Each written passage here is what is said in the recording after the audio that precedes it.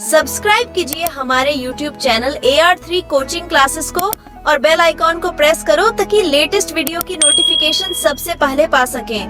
Student, मैं राजकुमार आपका AR3 coaching classes में एक बार फिर से स्वागत करता हूं और इस वीडियो लेक्चर में हम पढ़ेंगे केमिकल रिएक्शन एंड इक्वेशंस। ठीक है, चैप्टर है ये हमारा क्लास 10th का, जिसमें रासायनिक समीकरण को संतुलित कैसे करें। तो how to balance chemical equation.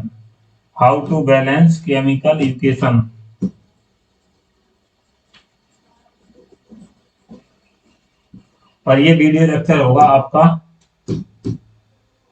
Part 4। इससे पहले पार्ट 3 तक हम कवर कर चुके हैं। ठीक है, तो स्टार्ट करते हैं।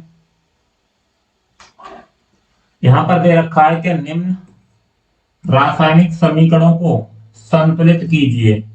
तो ये रासायनिक समीकरण जो है एनसीईआरटी बुक है आपकी, उसकी एक्सरसाइज से दिए गए हैं। ठीक है, तो आप अपनी एनसीईआरटी बुक को खोल लीजिए और उसमें ये समीकरण दिए गए हैं और उसको देखिए। ठीक है, और उन समीकरणों को कैसे हल किया जाता है। इस बार भी बोर्ड एग्जाम में, ठीक है, बोर्ड एग्जाम में 2 समीकरणों को संतुलित करने के लिए आया। तो बोर्ड एग्जाम के लिए बहुत महत्वपूर्ण है और तथा मतलब अपनी बेसिक केमिस्ट्री पूर्ण करने के लिए भी बहुत अच्छा है। तो इस चैप्टर को या इस टॉपिक को बहुत अच्छे से समझना। ठीक है, और यहाँ पर मैं तुम्हें सिंपल तरीके से या हिट एंड ट्रायल विधि से छोटे समीकरण हैं उनको संतुलित करना सिखाऊंगा। ठीक है, तो पहला समीकरण लेते हैं हम HNO3 प्लस CaOH का होल ट्वाइस और CaNO3 का होल ट्वाइस प्लस H2O। यानी इस समीकरण में कैसा है, ये अनबैलेंस समीकरण है और अनबैलेंस समीकरण को संतुलित करने के लिए, ठीक है, हमें परमाणुओं अभिकारकों के परमाणु या तत्वों तथा उत्पादों के परमाणु तथा तत्वों को बराबर करना होता है। तो बराबर करना होता है, तो देखिए पहले हम ज्यादातर याद रखें इस विधि में हम पहले मेन एटम को ज्यादातर देखते हैं और मेन एटम के बाद में हाइड्रोजन और ऑक्सीजन को बाद में मिलाएंगे कि हाइड्रोजन और ऑक्सीजन को क्या करेंगे, बाद में मैच करेंगे। तो मेन एटम क्या है, यहाँ पर देखो नाइट्रोजन है। ठीक है, एक एक करके सभी परमाणुओं की संख्याओं को गिनते हैं। ठीक है, तो यहाँ पर कौन है, नाइट्रोजन। नाइट्रोजन 1 है और यहाँ नाइट्रोजन 2 है। यहाँ पर नाइट्रोजन कितनी है भाई, 2 है। देखो 2 कैसे हैं,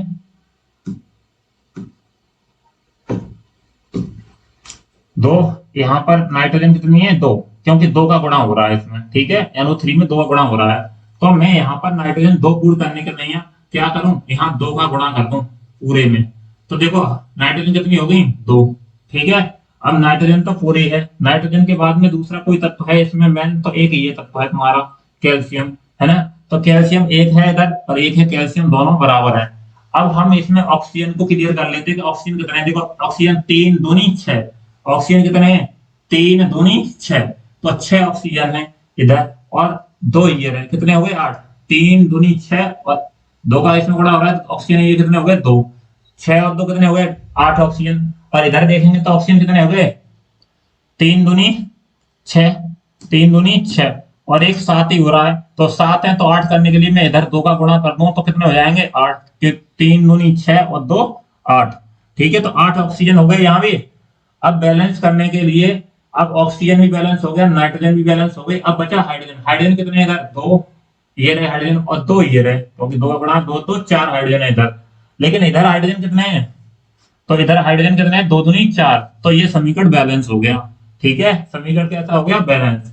क्या है बैलेंस समीकरण, 2HNO3 प्लस CaOH का whole twice gives out CaNO3 का होल ट्वाइस और प्लस 2H2O। और इससे पहले अनबैलेंस समीकरण क्या था, ये था। तो आप सीख गए बैलेंस करना। अब देखो दूसरा समीकरण भी देखते हैं इसी तरह से।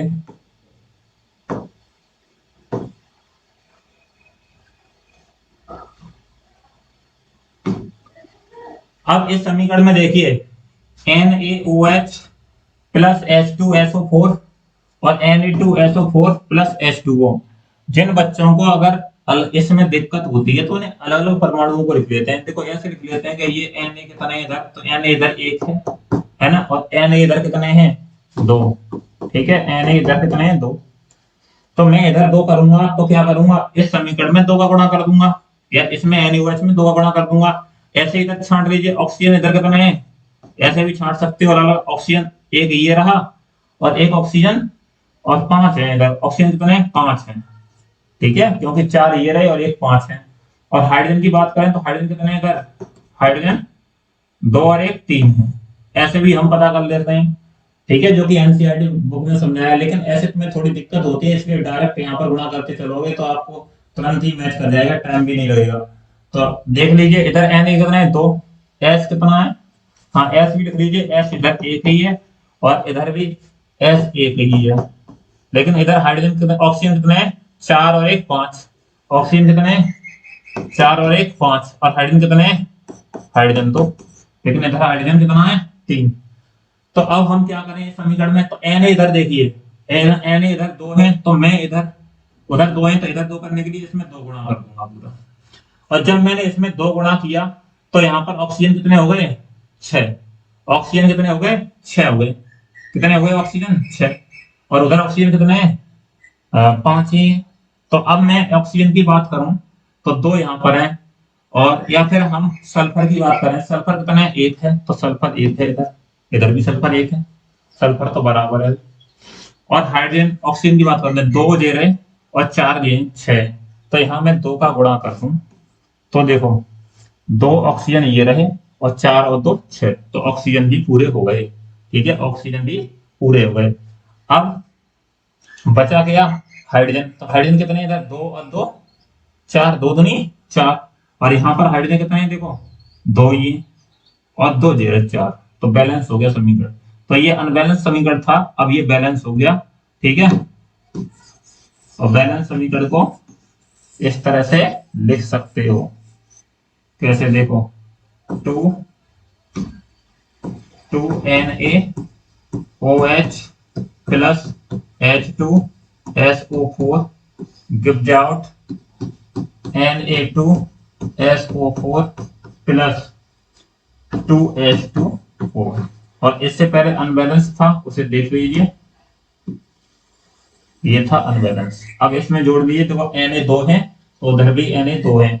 ऑक्सीजन देखो 2 ये रहे और 4 कितने हो गए, 6। ऑक्सीजन देखो 4 और 2 ये रहे, 6 हो गए पूरे, ठीक है, 4 और 2 कितने हो गए, 6 हो गए। और इधर देखिए हाइड्रोजन कितने, 2 ये रहे और 2 4 ये है, तो 2 दूनी 4 हाइड्रोजन पूरा है, बैलेंस है। नेक्स्ट देखें, NaCl और प्लस AgNO3 और AgCl प्लस NaNO3। तो देखें Na इधर कितना है, 1, और इधर भी Na 1 है, ठीक है। Cl कितने हैं, 1, इधर भी Cl 1, ठीक है। Ag कितना है, 1, तो Ag भी इधर 1, तो NO3 कितने हैं, 3, तो NO3 कितने हैं, 3। तो ये तो बैलेंस है वही समीकरण, ठीक है, बैलेंस है। हाँ ये एनसीईआरटी में दिया हुआ है। फिर आप सोचे कि सर ने तो बैलेंस ही समीकरण लिख दिया है यहाँ पर, नहीं, एनसीईआरटी की बुक में बिल्कुल बैलेंस समीकरण ये लिख रखा है और ऊपर लिखा हुआ है कि भाई इसे बैलेंस कीजिए। एनसीईआरटी की एक्सरसाइज है, मैंने अपनी तरफ से समीकरण नहीं लिखे हैं, ठीक है। ये सभी की बुक में मिल जाएंगे, चाहे वो किसी भी प्रकाशन की बुक हो। वहां पर अगर आप अरिहंत की बुक देख रही हो तो उसमें एनसीईआरटी फोल्डर के नाम से होगी, ठीक है। अगर आप राजीव प्रकाशन की देख रहे हो तो वहां पर होगी एनसीईआरटी जॉन के नाम से। तो एनसीईआरटी पर आधारित प्रश्न या कैसे भी एनसीईआरटी बुक के प्रश्न के नाम से ये उसमें एक्सरसाइज में दिए होंगे, ठीक है। अगला है BaCl2 प्लस H2SO4 और BaSO4 प्लस HCl, ठीक है। तो इधर देख लीजिए, इस समीकरण को संतुलित करना है हमें, तो इस समीकरण को संतुलित करना है तो देखो यहाँ पर ठीक है, परमाणु देखो Ba कितने इधर 1 और इधर भी Ba 1 बराबर है। Cl कितने इधर 2, लेकिन इधर Cl 1 है तो मैं 2 का गुणा कर दूं, Cl बराबर हो गए, ठीक है। Cl 2 है इधर 2, तो उधर भी 2 का गुणा कर दिया तो Cl बराबर है। क्लियर है, समझ में आ रहा है। अब यहाँ पर हाइड्रोजन कितने हैं, 2, और उधर भी हाइड्रोजन 2 है, पूरे हो गए। अब SO4 कितना है, तो SO4 1 है तो SO4 भी 1 है। या H कितनी है, 1, ऑक्सीजन 4 बस 4 है। तो ये बैलेंस समीकरण क्या लिख जाएगा इसका, BaCl2 plus H2SO4 gives out BaSO4 plus 2HCl। 2HCl और अनबैलेंस ये आपका लिखा ही था ऊपर। तो इस तरह से आप किसी भी समीकरण को बैलेंस कर सकते हैं। BaCl2 plus H2SO4 gives out BaSO4 plus 2HCl। अब यहाँ पर देखो Ba एक है, Ba एक है तो है एक, Cl दो है तो देखो दो का गुणा हो रहा है, Cl दो है, H कितने दो तो दो है H, SO4 कितना एक तो SO4 एक। क्लियर है भाई। अगला, अगली एक्सरसाइज में आपके में दे रखा है कि निम्न अभिक्रियाओं के लिए संतुलित रासायनिक समीकरण लिखिए। अब यहाँ आपको हिंदी में भी दे सकता है कि धातु ऑक्साइड या सोडियम ऑक्साइड जो भी है आपका, ठीक है। तो देखो कैल्शियम हाइड्रोक्साइड और कार्बन डाइऑक्साइड तथा कैल्शियम कार्बोनेट और जल दे रखे हैं। अब इसके लिए आपको उसने कंकाली समीकरण तो नहीं लिखा है तो आपको खुद ही लिखना होगा, और आपने खुद नहीं लिखने आता है तो आप के लिए मैं इस पर एक वीडियो बना दूंगा कि सूत्र कैसे बनाते हैं केमिस्ट्री के, ठीक है। तो उस वीडियो को देख लेना और आप सीख जाओगे, तो मैं उसे बनाऊंगा अवश्य, ठीक है। कैल्शियम हाइड्रोक्साइड, तो कैल्शियम पे होते हैं बेटा दो धनाएं, तो हाइड्रोक्साइड का होता OH, तो कैल्शियम हाइड्रोक्साइड का सूत्र होगा CaOH का whole twice, plus carbon dioxide, तो कार्बन डाइऑक्साइड CO2, सभी जानते हैं, पूरी दुनिया जानती है कार्बन डाइऑक्साइड का सूत्र यही होता है। और कैल्शियम कार्बोनेट तो Ca और CO3 और प्लस H2O, जल बना।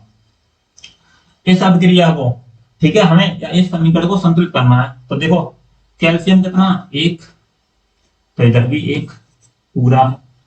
ऑक्सीजन रहे हैं दो, दो और दो ये रहे चार, लेकिन ऑक्सीजन यहाँ तीन है और एक चार है, पूरे हैं।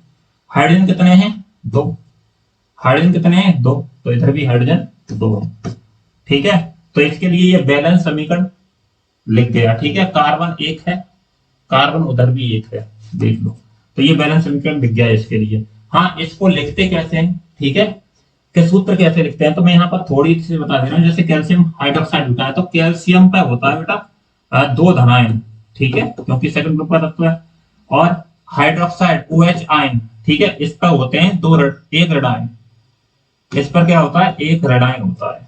तो इसकी संयोजक कितनी दो और इसकी संयोजक कितनी एक।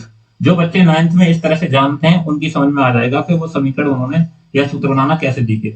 तो देखो इसका जो संयोजक इधर ले आते हैं, इसकी संयोजक इधर ले आते हैं क्रॉस में, तो Ca कितना आएगा एक और OH कितने आएंगे दो, OH का होल ट्वाइस। तो इस तरह से इसका सूत्र बन जाता है। अगर जो बच्चे भूल भी गए हो 9th में उन्होंने पढ़ा है तो इस तरह से उनकी समझ में आ गया होगा सूत्र कैसे बनाते हैं, ठीक है। इसी की मदद से हम इन समीकरणों को संतुलित करेंगे, क्योंकि हमें पहले ये लिखने आना चाहिए। अगला दे रखा है तुम्हारा कि zinc plus silver nitrate, zinc nitrate plus silver, तो जिंक क्या है Zn, ठीक है, और प्लस सिल्वर नाइट्रेट को Ag पर एक धनायन होता है और नाइट्रेट पर भी एक धनायन होता है, ऋणायन होता है, तो नाइट्रेट, ठीक है, AgNO3 क्या बनेगा जिंक नाइट्रेट ZnNO3 का होल ट्वाइस और प्लस सिल्वर Ag निकल जाएगा, ये बनेगा। अब ये समीकरण देख लेते हैं, बैलेंस है। देखो Zn एक है, हाँ है एक, ठीक है। Ag कितने हैं एक, तो हाँ है Ag एक। अब यहाँ देखो N कितने हैं एक, लेकिन नहीं N यहाँ तो दो है, तो दो करने के लिए मैं यहाँ दो का गुणा कर दूंगा, और जब मैं दो का गुणा करूंगा तो देखो NO3 पूरे दो हो गए, अरे NO3 पूरे ही दो हो गए, ठीक है, और यहाँ बैलेंस हो गया NO3। या ऑक्सीजन तीन दूनी छह, तो ऑक्सीजन तीन दूनी छह पूरे हैं और नाइट्रोजन भी पूरे हैं और जिंक भी पूरे हैं, लेकिन Ag गड़बड़ हो गई, क्योंकि Ag कितने हैं इधर दो और उधर हो गए एक, तो मैं यहाँ दो का गुणा कर दूंगा Ag। तो इस समीकरण के लिए Zn plus 2AgNO3 gives out ZnNO3 का whole twice plus 2Ag। Clear है भाई, ठीक है, समझ में आ रहा है। अगला है एल्युमिनियम प्लस कॉपर क्लोराइड, और एल्युमिनियम क्लोराइड और कॉपर बनता है। तो देखो एल्युमिनियम का सूत्र होता है संकेत या Al, और plus copper chloride CuCl2 gives out copper chloride CuCl2 और बनेगा क्या AlCl3। एल्युमिनियम क्लोराइड का AlCl3 क्यों बना, क्योंकि एल्युमिनियम पे बेटा होते हैं तीन धनायन, थर्ड ग्रुप का तत्व है, और Cl पे होता है बेटा एक ऋणायन, ठीक है। Cl पे एक ऋणायन, तो इसकी संख्या हो जाएगी 3 और इसकी संख्या कितनी हो जाएगी 1। तो क्रॉस कर देंगे तो क्या बनेगा, देखो Al तो 1 आएगा, ठीक है, और Cl कितने आएंगे, क्रॉस होगी तो 3, इसलिए AlCl3 बना प्लस Cu। अब देख लेते हैं बैलेंस है या नहीं, बैलेंस है या नहीं।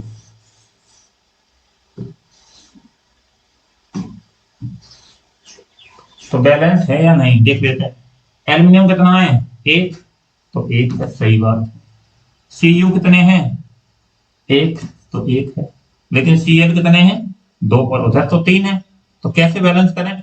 तो 3 है तो यहां पर मैं 2 का गुणा कर दूं तो 3 दूनी 6, कितने हो जाएंगे Cl 3 दूनी 6, लेकिन यहाँ पर कितने Cl है तो मैं यहाँ पर कर दूं 3 का गुणा, तो 3 दूनी 6 Cl, ठीक है, 3 दूनी 6 Cl पूरे हो गए, लेकिन यहाँ पर कॉपर 2 रह 3 है और इधर रह गए 2 ही, तो मैं यहाँ 3 का गुणा कर दूं। और एल्यूमिनियम देखो, अब यहाँ एल्यूमिनियम भी गड़बड़ हो गई, एल्यूमिनियम कितने 2, लेकिन यहाँ पर 1 है तो यहाँ 2 होगा, तो 2Al प्लस 3Cu Cl2 और gives out 2Al Cl3 plus 3Cu। अब बैलेंस देखो, देख लीजिए कितने एल्यूमिनियम 2, तो यहाँ भी एल्यूमिनियम 2, ठीक है, कितने Cu 3, तो देखो Cu 3 कॉपर। अब Cl कितने 3 दूनी 6, तो देखो 3 दूनी 6 कंप्लीट है, तो ये बैलेंस समीकरण हो गया आपका। अब देखें barium chloride plus potassium sulphate, barium sulphate plus potassium chloride बनता है, क्या बनता है barium chloride plus potassium sulphate gives out barium sulphate plus potassium chloride.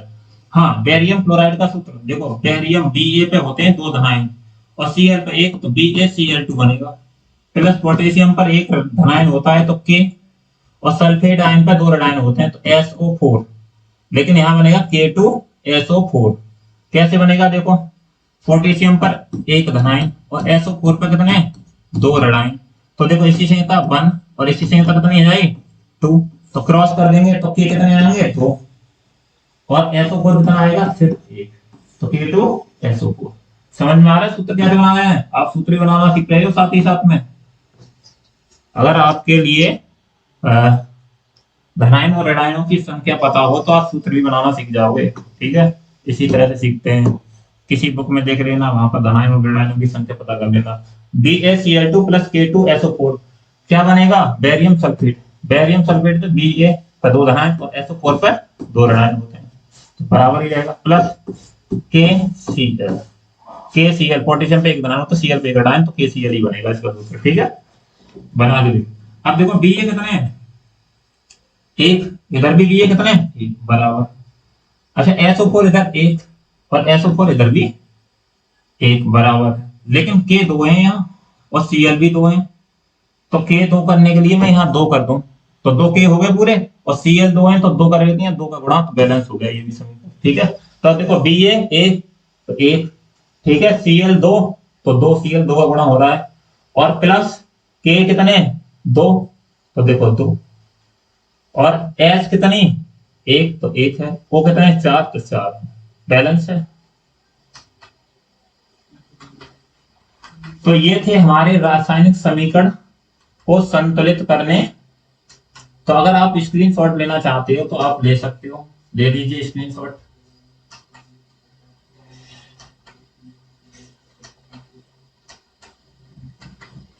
तो देखो अगली वीडियो में हम समीकरणों को संतुलित करने की ट्रिक बताएंगे, चाहे आपका समीकरण बड़ा हो। ये तो छोटे समीकरण थे जिन्हें हम हिट एंड ट्रायल विधि द्वारा संतुलित कर लेते थे, लेकिन अब बड़ा समीकरण हो चाहे कठिन समीकरण हो आप उसको भी संतुलित कर देंगे। तो नेक्स्ट वीडियो में मिलते हैं, ठीक है। Thank you for watching full video और हमारे यूट्यूब चैनल को सब्सक्राइब कर लीजिए। हाँ, मैं आपको एक बार फिर से और बता देता हूँ, इस यूट्यूब चैनल पर क्लास 10th के लिए इंग्लिश, मैथ तथा साइंस की और साथ ही साथ आपके लिए ड्राइंग की भी वीडियो लेक्चर मिलेंगे, जिससे आप अपने बेहतर मार्क्स ला सकें एग्जाम में, ठीक है। Thank you.